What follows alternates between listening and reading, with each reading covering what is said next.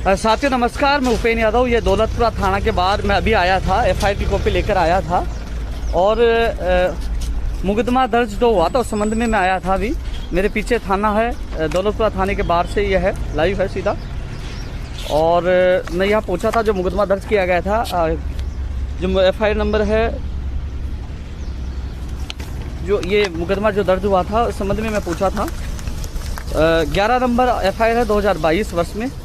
और मैं आपको बताना चाहूँगा कि मैं थाने के बाहर से हूँ, सीधा अभी अधिकारियों से मिला हूँ, लेकिन न गिरफ्तार कर रहे हैं न बयान ले रहे हैं। क्योंकि साथियों उनकी जो रणनीति है कि जो विधानसभा घेराव होगा उससे पहले मुझे उठाने की कोशिश करेंगे। क्योंकि आपने देखा होगा 30 सितंबर को जो आंदोलन था, पहले के मुकदमे में सुबह ही पुलिस प्रशासन चला गया और वहाँ मुझे गिरफ्तार कर लिया। तो वही रणनीति अब अपनाई जा रही है कि ये मुकदमे को पेंडिंग रखा जाएगा और जब विधानसभा घेराव का ऐलान होगा तो उससे पहले उठाने की कोशिश की जाएगी। लेकिन उनकी रणनीति को समझते हुए मैं आज थाने पूछा हूँ, थाने के अधिकारियों से जो यहाँ मौजूद थे उनसे मुलाकात की है और इस पर कोई रेस्पॉन्स नहीं। मैंने कहा कि आप मुझे दोषी मानते हो तो गिरफ्तार करिए, क्योंकि आप गिरफ्तार आप कर लोगे तो मुझे जमानत मिल जाएगी, जिससे फरवरी के आंदोलन में विधानसभा घेराव में कोई दिक्कत नहीं आएगी।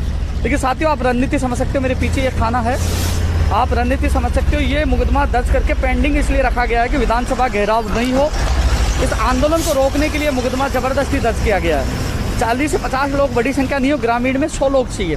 जबकि आप अशोक चांदना जी है, गुड्डा जी हैं, उनके ममता भूपेश जी हैं, पूर्व मंत्री हैं, एमएलए भगवान साई जी हैं, उनकी जो प्रोग्राम में आप देखोगे तो 500 हजारों की संख्या में वो भीड़ थी। उनके ऊपर मुकदमा दर्ज नहीं, मेरे ऊपर मुकदमा दर्ज इसलिए किया गया कि विधानसभा घेराव होगा तो उस समय विधानसभा घेराव को रोकने के लिए ये मुकदमा दर्ज किया गया था।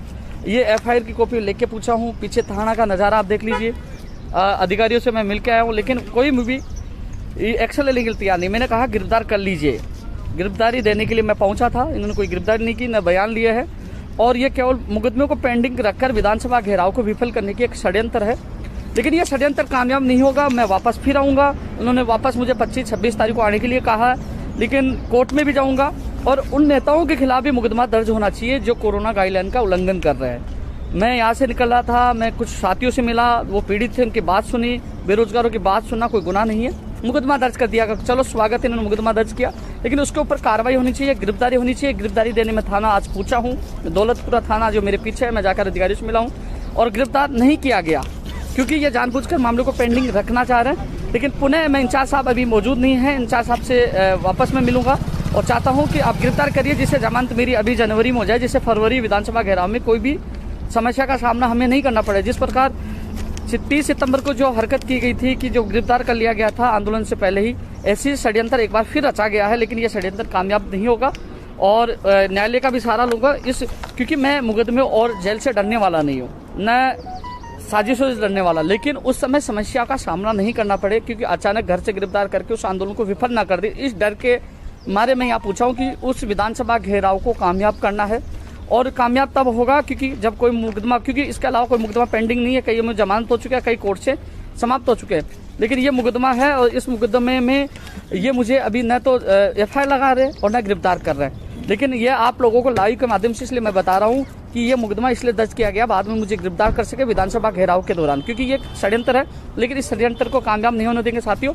अब थाने से मैं निकल रहा हूँ क्योंकि इन्होंने साफ मना कर दिया गिरफ्तारी के लिए, और जल्द ही इस मामले को लेकर मैं कानूनी कार्रवाई करूंगा और वकीलों से राय लूंगा और आगे की जो दोबारा एक बार पुनः मैं पहुंचूंगा। और विधानसभा घेराव बड़ी संख्या में, इस बार हजारों की संख्या में विधानसभा घेराव होगा, ऐतिहासिक होगा। ये लड़ाई आर पार की होगी। धन्यवाद।